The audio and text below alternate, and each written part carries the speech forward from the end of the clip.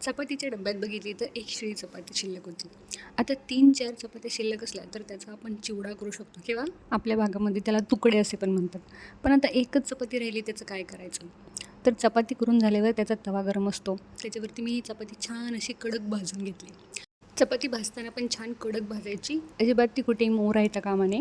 त्यानंतर त्याच तव्यामध्ये मी 1 चमचा तेल टाकून घेतलं. ते तेल गरम झाल्यानंतर त्या चपातीचे 4 तुकडे करून त्या तेलामध्ये एक-एक करून छान खरपूस असे भाजून घेतले, अगदी पूर्ण ब्राऊन कलर येईपर्यंत.